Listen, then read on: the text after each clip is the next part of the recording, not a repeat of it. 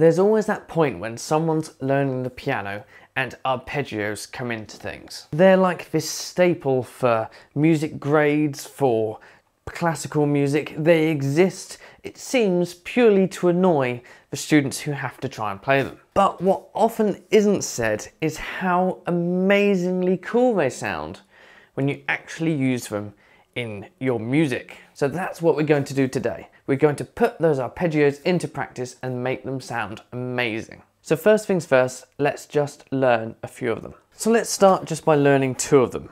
Just two, C minor and E flat major. So if you've got a chord of C minor, C, E flat and G, all you have to do to play an arpeggio of that is to split it up. And that's literally as basic as it gets. If it was a grade, say, maybe you'd split it up and do 2 octaves. Go to the top and come back down. But today we're literally just going to take the first 3 notes and repeat it, going upwards. Same thing for the E flat major, which is E flat, G and B flat. Still fingers 1, 3 and 5. And repeat that 4 times in that position. And back to C. So it sounds okay, it's not that exciting, but with the left hand,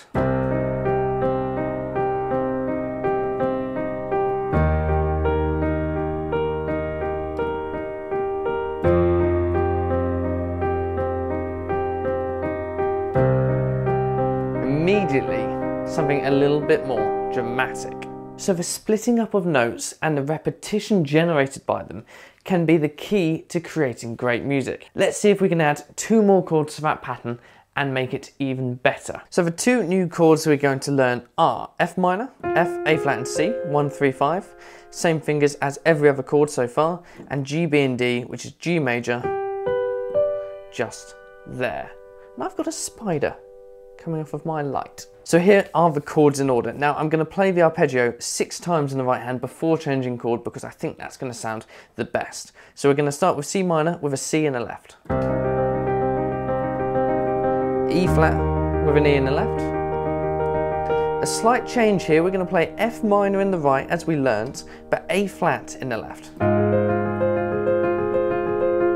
Because the A flat's the 3rd of F minor, so it's going to work. But it feels like it needs to lead somewhere. And in this case, it's going to resolve down to the G with the G major in the right hand. Feel how that just needs to keep going.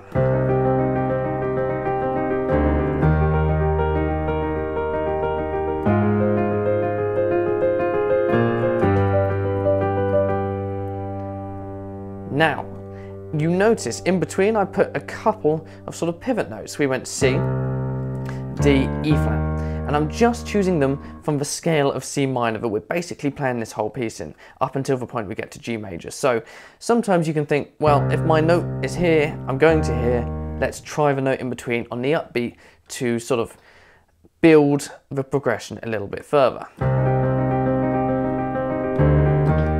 See how that works?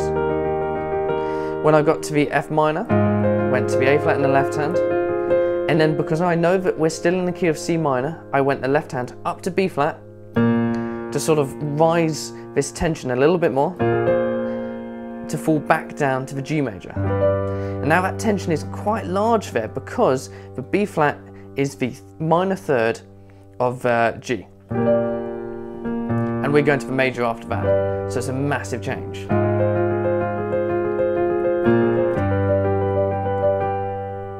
So really, arpeggios are actually great. They are so useful for creating intricate sounding patterns, for making the most out of a chord progression with very, very little effort, because it is just the notes from the chords that you might play anyway, but split up and either in ascending order or descending order or ascending then descending and so on and so forth. It's the repetition from the arpeggios that sound amazing, and no one's taught that. You know, it really sort of winds me up when you hear so many people complain about the concept of scales and arpeggios and broken chords. And a lot of my students originally said the same thing, because it's just a technical exercise which is annoying to practice, it's a memory test, It's your fingers getting tangled, and it's never satisfying to do unless you know the reason why. And of course that reason is to make music. If you didn't have scales, if you didn't have arpeggios, if you didn't have broken chords, a lot of music would be quite a bit more bland.